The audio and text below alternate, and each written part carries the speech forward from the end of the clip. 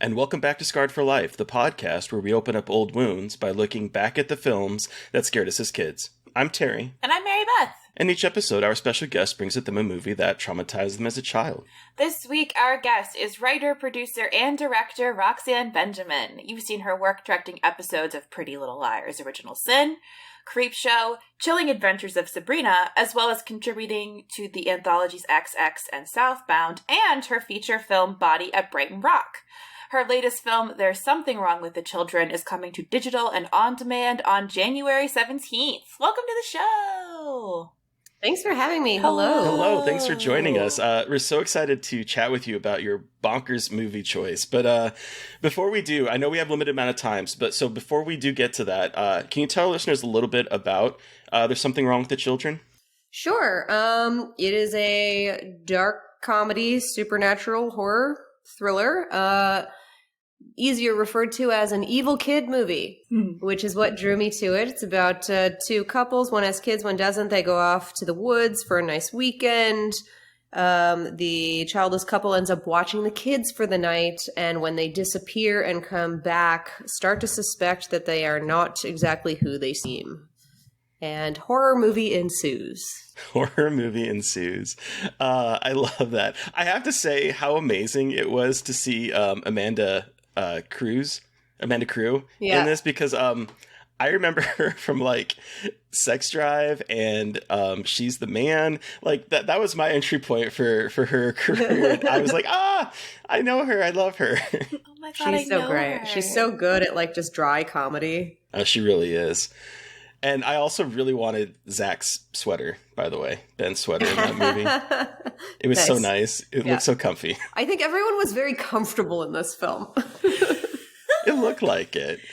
So I wanted to hear a little bit more about how you got kind of involved in this project and what perhaps drew you to the script for this movie. Sure. Evil kid movie.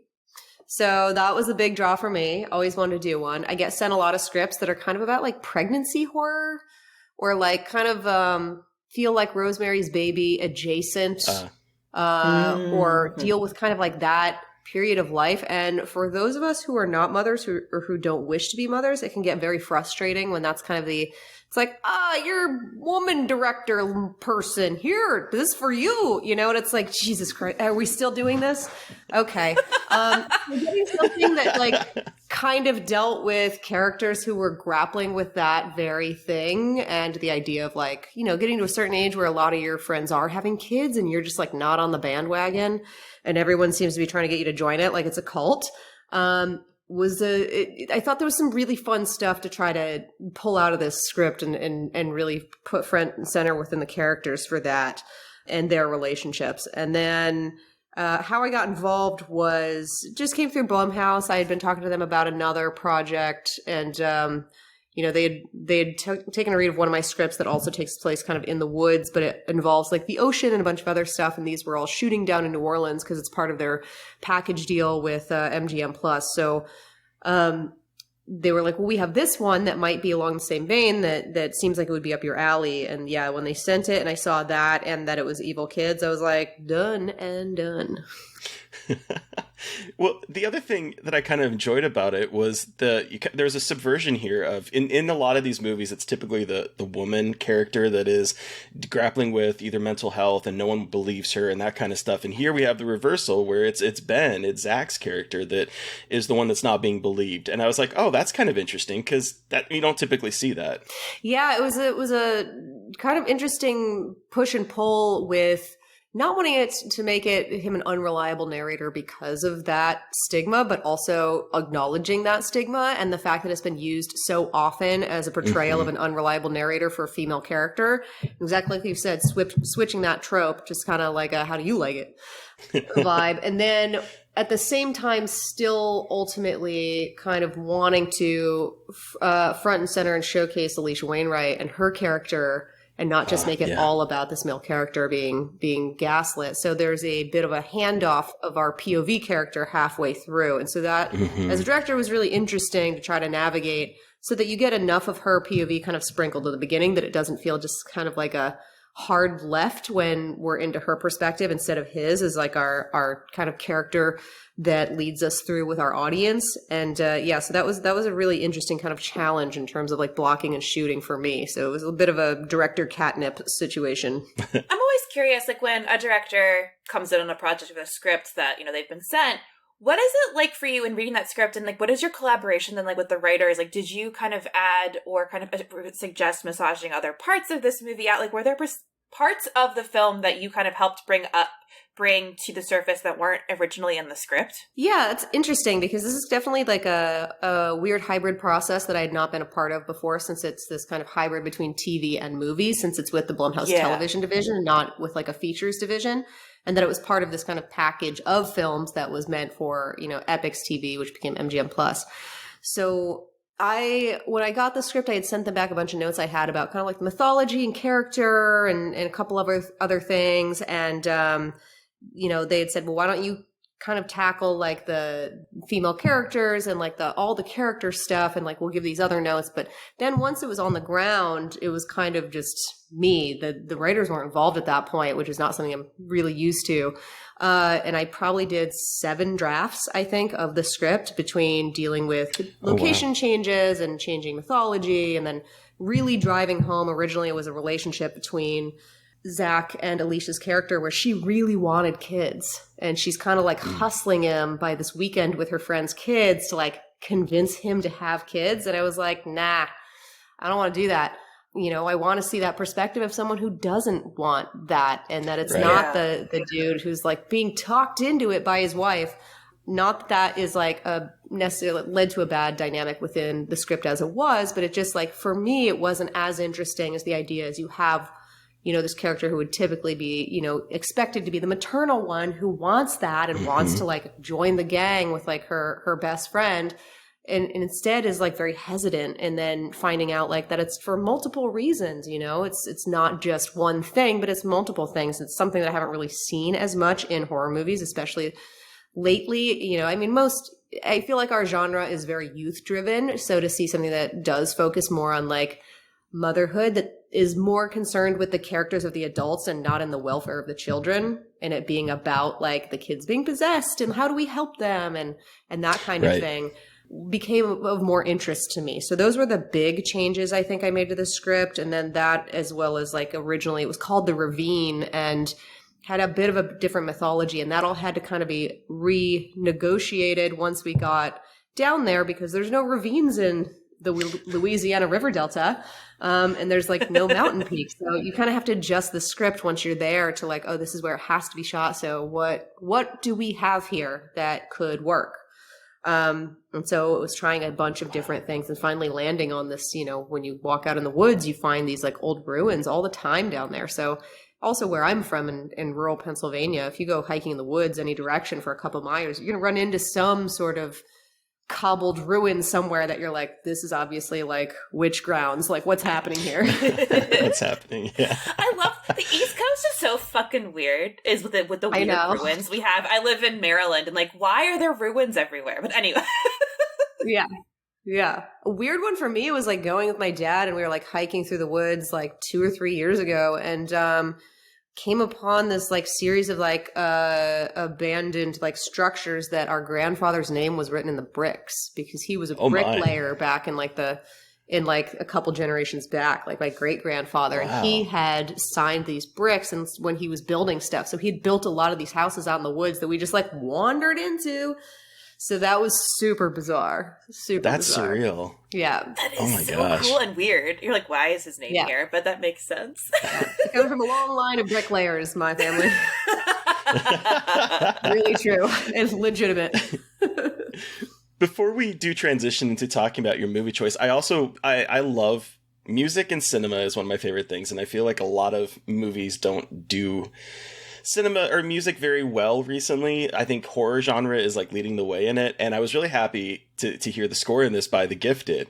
I was really digging the sound that was being created for that. Yeah, I work with them on everything. I kind of, they're one of my like ride or dies that I'm like, I have to have them, because we just have this working creative relationship that I think works so well and have since like the very first movie I done, which was Southbound, and worked with them through, they knew the guys from Radio Silence and had worked with them. So Radio Silence kind of brought them onto Southbound and, just fell in love with their style. And we have really similar tastes and work really well together. And for this one, from the get-go, I give them the script early and we start kind of talking about different themes for different characters. And I really wanted to bring in this kind of like industrial 90s, dark goth wave feel to the film, because I thought it would be a cool juxtaposition rather than just going with like, oh, we're in the woods, so we want to use like nature noises and build that into the score. It was like this hard juxtaposition of that to go with like what our characters were kind of, it's like the, you're hard hitting a wall in this place that's supposed to not be this way. So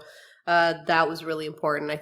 I think we kind of went a little, nuts on some of the stuff too, which is like, I'm so over the top with score and so are they. We're so like into it just being like the subtext of any scene, we're going to blast it through the music and everything. Like my favorite fucking thing in the world. And I'm going to do that in every movie until they make me stop. One of my big notes. Oh, sorry. I was going to say, and then the song opening it, the Sisters of Mercy song, I never thought we would get, which I feel like really kind of sets the tone getting into it. And then the band Photocrime closes it out on the end, and they're also a band I really like, and they let us use some of our shirts too. You see Amanda wearing their shirt kind of when they're off hiking. Hell yeah. I was like, the music. That's so cool. It was like, I was obsessed with the music of this like kind of punk, garage punk feel to it. And I that tied to me being like, Amanda was wearing like the shirt, and I was like, I love cool, like we've got cool parents here. This is not like suburban, like typical parents. We're finally getting some like cool parent representation in horror, and I was very excited. But let's talk about the movie you brought with you today. Roxanne, what's your Scarred for Life pick? What movie are we talking about with you today? My Scarred for Life pick is Howard the Duck. Howard the damn duck. So let's read a very quick synopsis from Howard the Duck.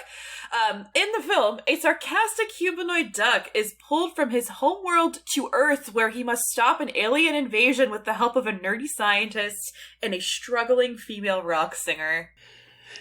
IMDb's synopsis is missing one word, though. Horny. Because this movie and the duck are both incredibly horny. It's terrifying. It's so weird. It's so weird. And before we get to your story, I just want to shout from the rooftop, this is a PG movie, not PG-13, which existed at the time. It is a P-fucking-G fucking movie. But anyway, full PG. Take us back to the start. When did you see this movie? How did you see it? Why did you see it? Why is this your Scarred for Life pick? Give us your, I'm sure, wild horror story for this one. I feel like this movie played all the time on cable when I was a kid. Like all the time. I remember doing like USA Up All Night, sitting up with like my brother like late nights and watching that with like Gilbert Gottfried. And it introduced me to so many like bizarro movies. And I feel like Howard the Duck might have been one of them. That or it was like TNT or TBS, one of the others. But like, it's, how it used to be, they would play this stuff on rotation. Like you would see it like 50 times over the course of like 3 years. So it was just always on in bits and pieces. And I mean, it's so bizarre. I think I probably saw it like, I might have been like 8 years old or 7 years old. Something like that. And again, you say it's a PG movie. There's like boobs in this movie, like duck boobs, but still it's boobs. Duck titties. What? Weird, like Playboy with ducks in it. Like there's everything that could have like a duck on it has a duck on it. That's like, oh, it's a human world, but there's also duck stuff. It's so fucking bizarre. It's such a bizarro movie, and like this weird. I don't know.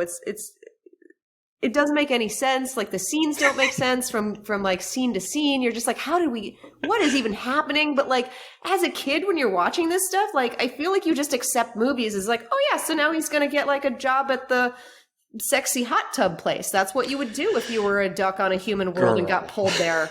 Like it does. Okay. But this is also like, I remember watching like Spaceballs as a kid and I thought it was a Star Wars movie. Like you don't know any better. You're a kid. Like I loved fucking Spaceballs. It was like my favorite Star Wars movie until like I was older and people are like, that's not a Star Wars movie. Oh no.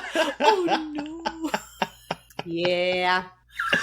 Oh man, I love hearing that, because I was the same way too. Where it's like I would see Spaceballs. My parents wouldn't let me rent Spaceballs for some reason. Because, well, I know why. It had balls on the title, and so I thought it was going to be like this sexy thing, I guess. And so they never let me rent it. I had to watch it at a friend's house. And this is way off of Howard the Duck, but I just got to say it. I also thought, that this had something to do with Star Wars because of, being a kid, and that's all you get is just the visual representation of it. Yeah. Yeah. I thought Pizza the Hut was part of the Star Wars universe. Me too. I mean, I wish. Yeah. But so, okay, Roxanne, why, what is there a specific moment or like a scene or something from this movie that like scarred you, that kind of made it your scarred for life pick? Yes. So, it's like the first half of the movie is just like weird, like 80s punk new wave with like a horny duck involved, It's got Who Framed Roger Rabbit vibes at first. Yeah, it does have a very Who Framed Roger Rabbit vibe. And like people are either immediately horrified when they see him, or like they're like a social worker who's like, you gotta get a job. And it's like, what? Okay.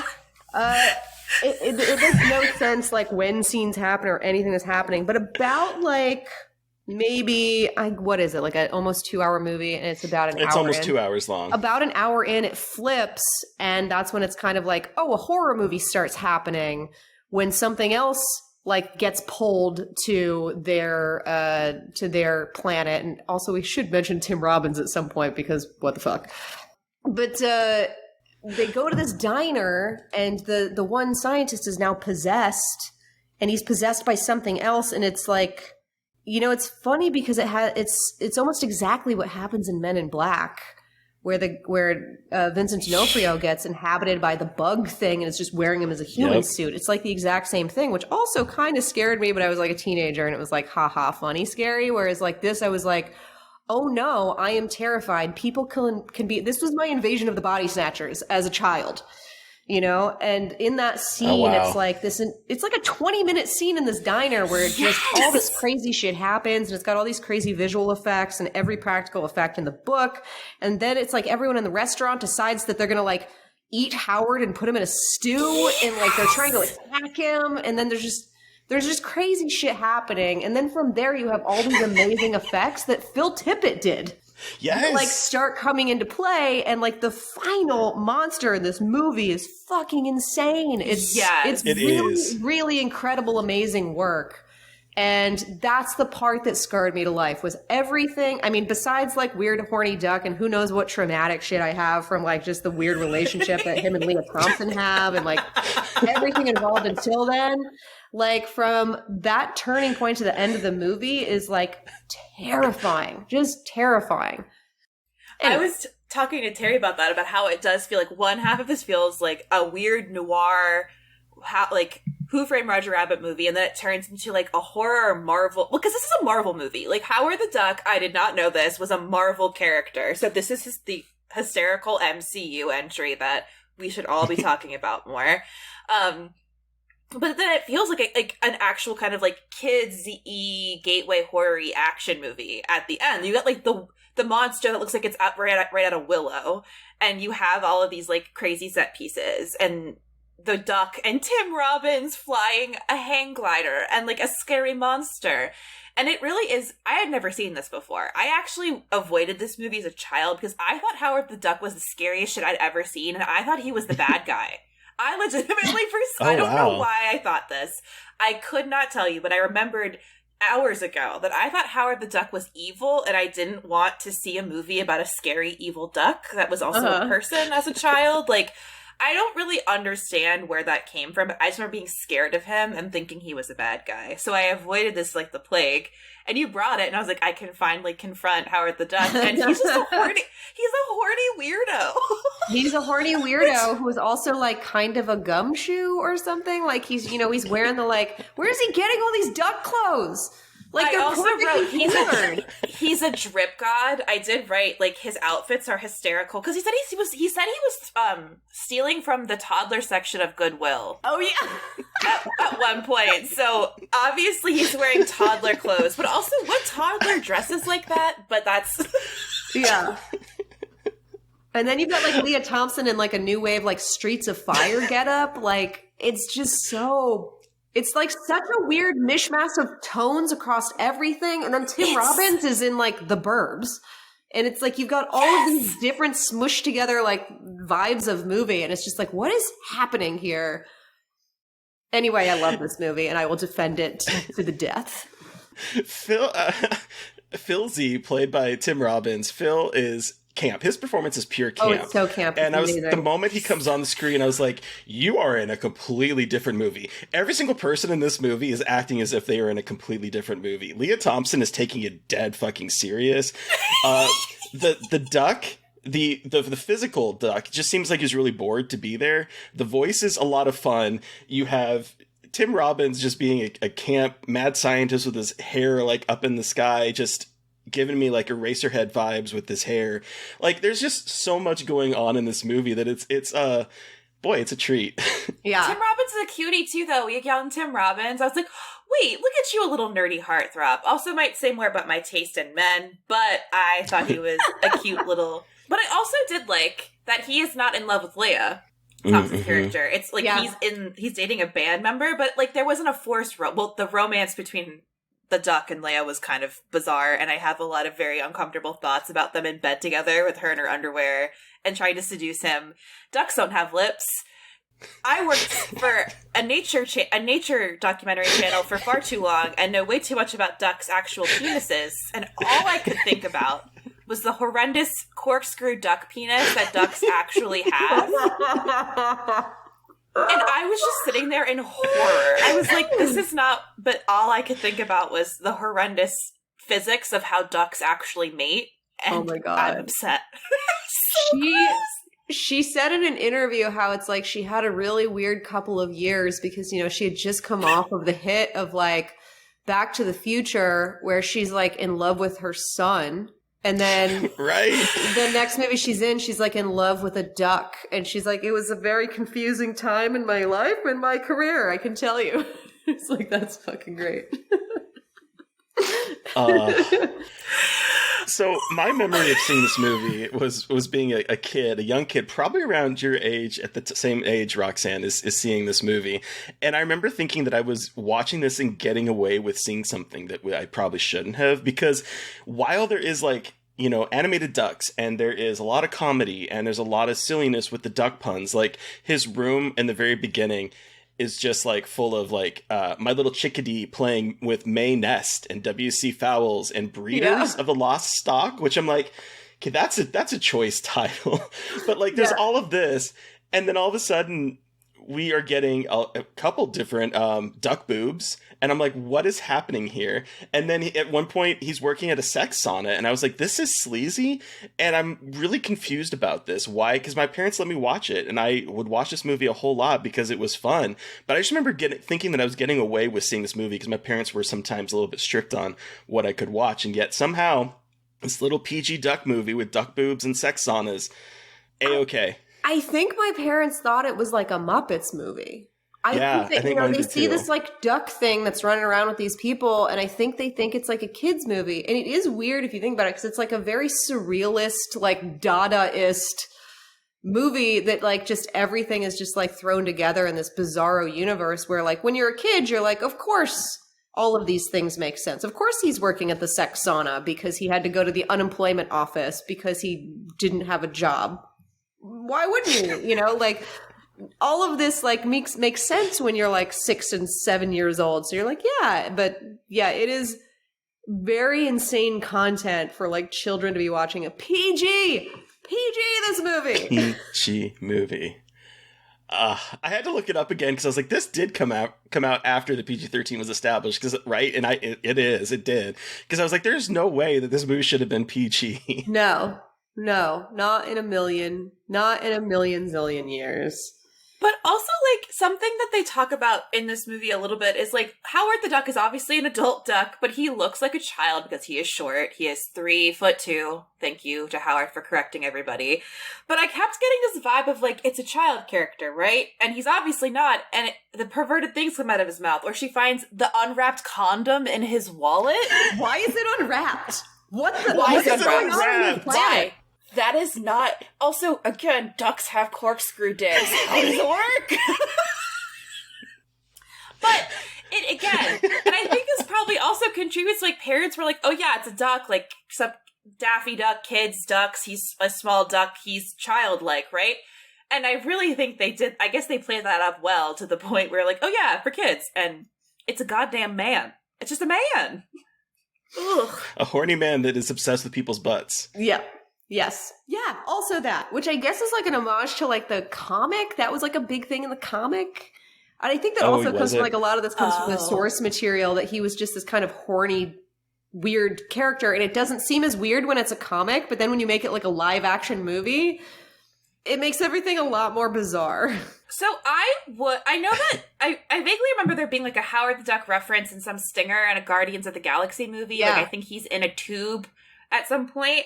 I know people talk about it, but like, would you want a Marvel MCU officially sanctioned Howard the Duck movie? I think my answer is yes. I just wonder, what would they do with it? Like, what could they do with it that could be better than the gonzo movie that exists? Is my question. I would absolutely love to see Marvel try to make a self-serious Howard the Duck movie. It would be not good, but I would absolutely love to see them try to make something that's like very serious with this duck. This anthropomorphic grumpy ass duck. That would be incredible. He joins the Avengers. I mean, I would get back into Marvel if there was a Howard the Duck in the Avengers. It would have to be like a Detective Pikachu situation. Oh, yeah. You know, like Pokemon Detective Pikachu, where you're just like, what is this world you're creating here? This is just... I would go with that. I would, too. I was just thinking that if this was a DC thing and James Gunn could direct it, I think we'd get a fun, very bizarre take on it. You'd have to have the right director to either A, play it very, very serious and be funny, or also homage this original bonkers movie. And I don't know, sometimes I feel like the Marvel slate is not going to be able to embrace this Marvel movie in that way. Wait, okay. Yeah. I very cursory research. Seth Green has voiced Howard the Duck since 2014 in a couple of the animated series. So Seth Green is Howard the Duck in his own movie. Again, I don't know how the fuck they would do it, but apparently, according to the Wikipedia page about him, he is also known as the Iron Duck and has superhuman strength and flamethrowers. Oh. Because Howard the Duck is, in fact, a superhero. So, would love that. That I just find so funny. It's incredible. That. Yeah. I would absolutely love that. The original actor, God, who's the original actor? He also played Chucky. So he had many effects on my childhood. The physical actor? Yeah, the physical actor who was it was played by both like a small boy and then by this actor who was like an adult actor who... Ed Gale. Ed Gale, yes, who also plays Chucky, or played Chucky in the old Chucky movies. And I can't imagine, just having worked with kids in my movie, I cannot imagine putting like an 8-year-old in an animatronic suit like that they can't get out of and they can't see, and like it would just be, and you have to work like with their hours, every 2 hours they have to have breaks and be able to get out and all this, like it would be a nightmare. It would be a nightmare. The other weird, wild thing about using this duck and filming this duck is that they didn't have a voice for Howard the Duck until after they had finished filming.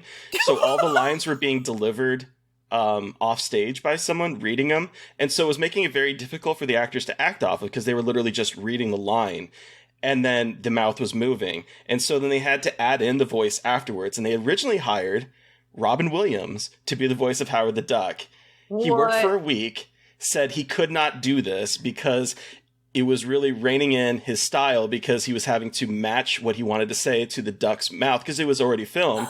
And so he said nuts to this and quit within a week. And so then they hired Chip Zien, I don't know, Zine maybe, I'm not sure how to pronounce his last name, to come in and do the voice of Howard. But yeah, they filmed this without having the voice done at all. Oh, God. That's weird and wild. I can't imagine acting to that. You're just getting thrown lines, probably like... Yeah. So that adds a lot of context as to why maybe everyone was acting differently, because they did not know how to... Because that duck is everywhere. So it's not like, okay, there's a couple... We have to like act around him for a couple scenes. It's like, no, you just gotta pray that you know what you're doing with this duck. It's like worse than when you have to interact with like a CGI tennis ball. It's like worse than that. Good Lord. Yeah. I mean, it's kind of funny though, because it's like, this movie is like a marvel of like practical effects. Like it really is. Between and George Lucas is a producer too, which again, like you said, Roxanne, the Phil Tippett connection. Like this is a George Lucas produced movie. Yeah, it's an Industrial Light and Magic does a lot of the effects for the movie, and it's like, plus you got all these crazy stunts with, for whatever reason, that like 15-minute prop plane chase through like the American graffiti neighborhood. Like, what is happening? I forgot that there was a super long like car chase / plane chase? Airplane? Yeah, I was like, what is happening here? There's cars crashed all over.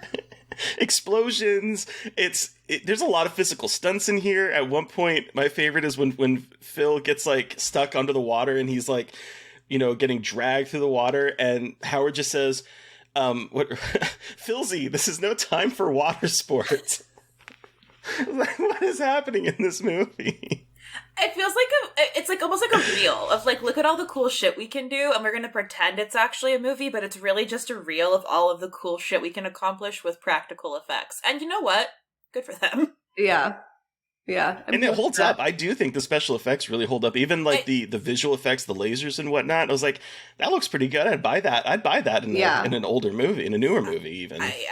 Especially in the dining room, like that diner scene when all the chairs and everything goes flying against the wall, and like all the explosions of every kind. Like they've got him up in the air. Like there's just so much crazy shit happening in this movie that you can imagine as a kid. You really do think it's like, oh, it is a Marvel movie when you're a kid. You don't know any better.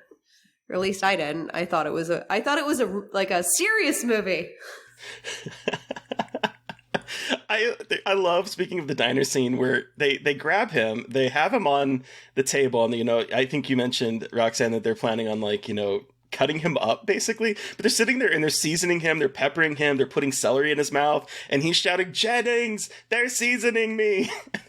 It's just like, there's so many random, like, lines in this movie that are so but then fucking she yells, funny. "That's my boyfriend." That's my he boyfriend. Says, "That's against the laws of nature." Like, this movie, like, the more I'm thinking about it, like, this movie it doesn't make any sense. It shouldn't work. No. But yet it's really fun, because you're just like, if you just give yourself to, like, the experience of being like, well, I am just going to watch this and experience it, it's a good time. It took me a second to, like, get into the vibe with this movie, because I didn't know what to expect, and I was like, all right, this is just fucking ridiculous, but I love that. Like, it's just fun. I don't even, like, what would you say are comps? If you were trying to explain this movie is like this to someone, what are the movies you would use as comps? Like, I can't think what I would say. I don't know. This is unlike any movie I think I've ever seen in my entire life. I really do.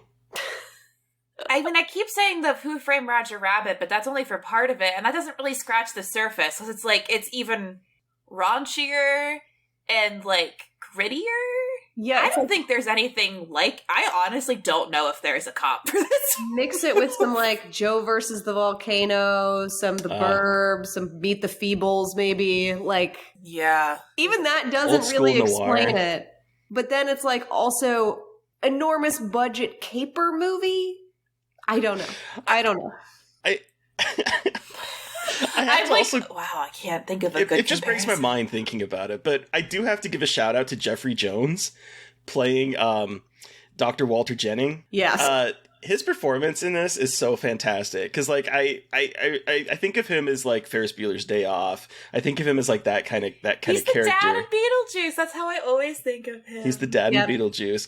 And here he is really funny, and then when he starts to get possessed, the voice he does, I remember running around using that voice, and, like, because I had such an active imagination when I was growing up, and I would often be playing by myself because I was living in Alaska, whole other story. And so I remember using that voice and pretending to be that monster, because it is such a it's camp, but it's also just such a fantastic his voice.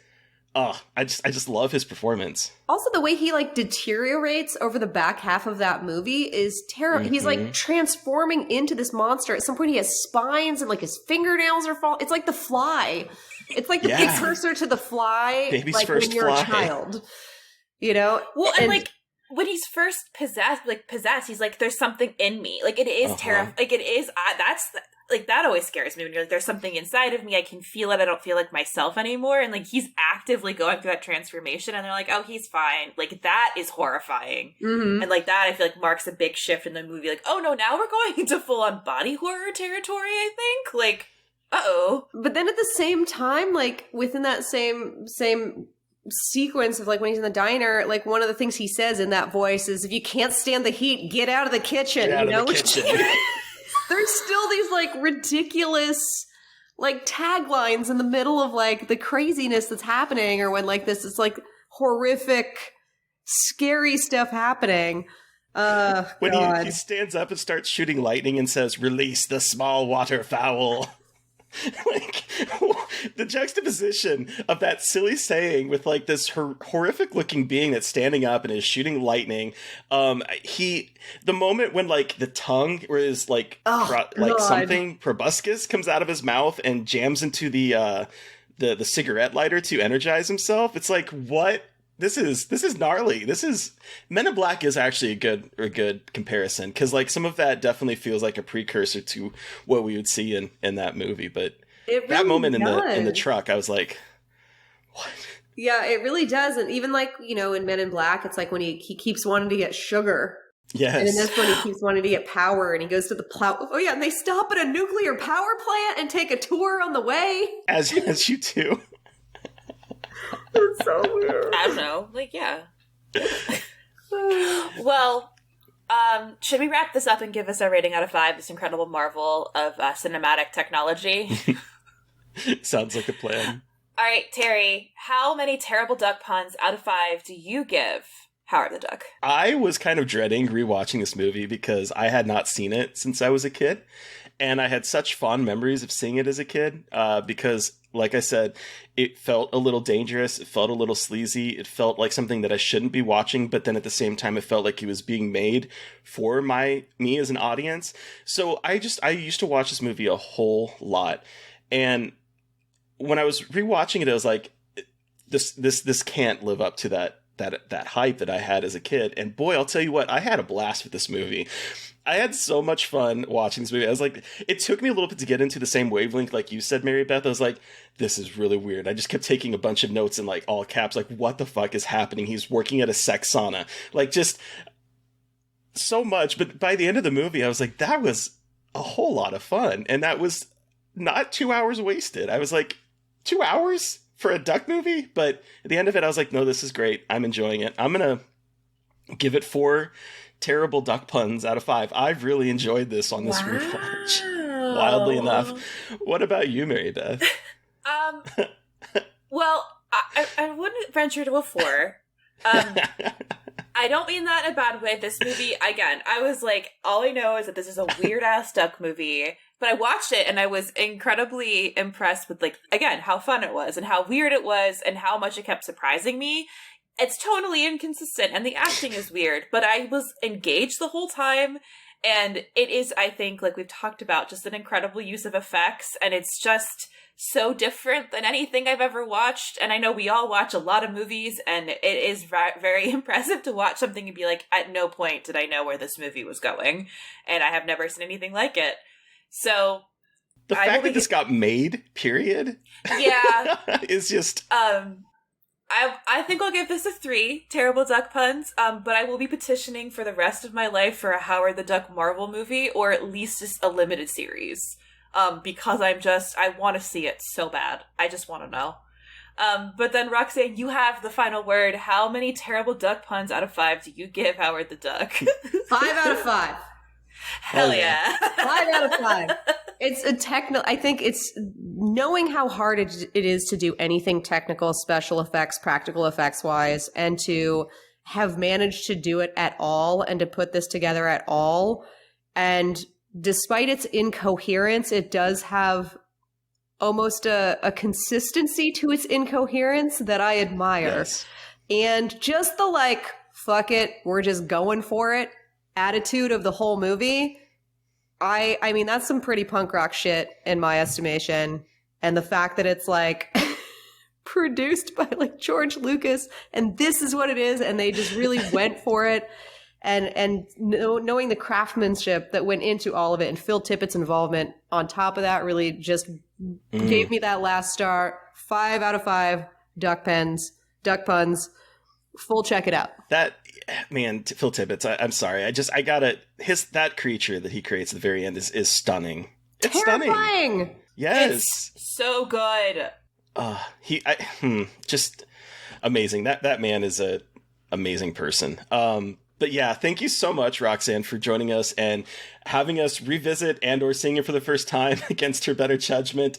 Howard the Duck, where can our listeners find you? And the floor is yours. What would you like to talk about or plug? Oh, gosh. I'm still on Twitter for the time being. That's probably basically it. I'm not very online. The movie will be out, January 17th, and you can find it to rent or to buy. So yeah, if you like the movie, please tell people. Let them know. Yes. Word of mouth is a very big deal for a movie of, this size. So awesome. And is it playing on Epix? Is that where it's going to be? No, it's everywhere. So you can, it's going to be everywhere? Apple, okay, cool. iTunes, Vudu, wherever you buy or rent your movies, like you can get it there January 17th. Cool. Y'all, if you like creepy kid movies, please check it out. It is a very, very good, terrifying children. So listeners, you've heard from us. We want to hear from you. What was your experience with the one and only Howard the Duck? Send us an email at scarredforlifepodcast@gmail.com or reach out to us directly on Twitter. I am at MBMcAndrews. And I'm at Gaily Dreadful. And of course, don't forget to follow the podcast on Twitter at Scarred Podcast. Please don't forget to review, rate, and subscribe. And if you want to support us some more, we do have a Patreon with a lot of content coming your way. Yay! Thank you to Eric Power for our artwork. Thank you to Sean Keller for our music. Thank you everyone for listening. Please stay safe out there. Most importantly, stay creepy. And until next time.